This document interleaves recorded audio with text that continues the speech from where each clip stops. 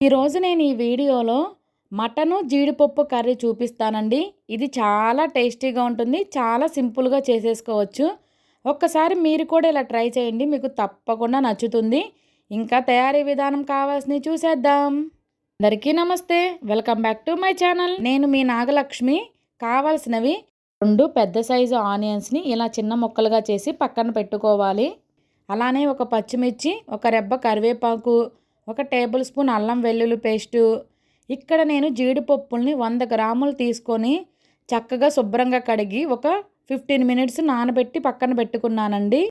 ఇక్కడ మటన్ నేను 1/2 కేజీ తీసుకున్నాను. ఇంకా తయారీ విధానం చూద్దాము. ఇక్కడ నేను పొయ్యి మీద కుక్కర్ని పెట్టి దానిలో ఆయిల్ యాడ్ చేసుకున్నానండి. నాన్ వెజ్ కర్రీకి ఆయిల్ ఎక్కువే పడుతుంది. ఇంకా ఆయిల్ హీట్ అయిన తర్వాత పచ్చిమిర్చిని వేస్తున్నాను. ఇందులోనే ఆనియన్స్ని కూడా యాడ్ చేసుకోవాలి.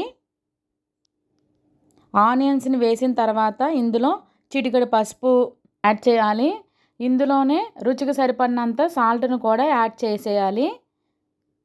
వీటిని చక్కగా కలుపుకోవాలి మొత్తం కలిసేటట్టు. ఇంకా ఇందులోనే నేను ఒక రెబ్బ కరివేపాకును కూడా యాడ్ చేస్తున్నాను. ఇంకా దీనిని చక్కగా కలిపి వేగనివ్వాలి.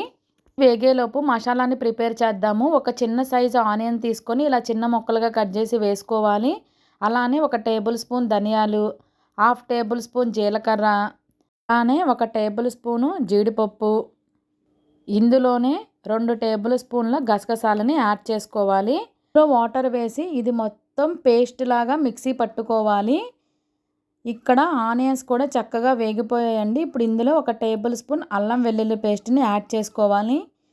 దీనిని ఒక్కసారి చక్కగా కలుపుకొని అల్లం వెల్లుల్లి పేస్ట్ పచ్చివాసన పోయేంత వరకు వేగించుకోవాలి.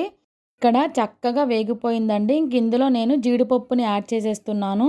దీనిని ఒకసారి మంచిగా కలుపుకొని కొద్దిగా వేగనివ్వాలి. ఇక్కడ జీడిపప్పు కూడా చక్కగా వేగిపోయిందండి. ఇంక ఇందులో మటన్ని యాడ్ చేసేసుకోవాలి. ఆ వీడియోస్ మీకు నచ్చితే లైక్ చేయండి. అలానే సబ్స్క్రైబ్ చేసుకోండి. ఇక్కడ మటన్ మొత్తం వేసేసిన తర్వాత చక్కగా ఒక్కసారి కలుపుకోవాలి అంతా కలిసేటట్టు. ఇంకా దీనిని కూడా కొద్దిగా మగ్గనివ్వాలి. ఇది మగ్గిన తర్వాత దీనిలో రుచికి సరిపడినంత కారాన్ని యాడ్ చేసుకోవాలి. దీనిని కూడా చక్కగా కలుపుకొని కొద్దిగా మగ్గనివ్వాలి.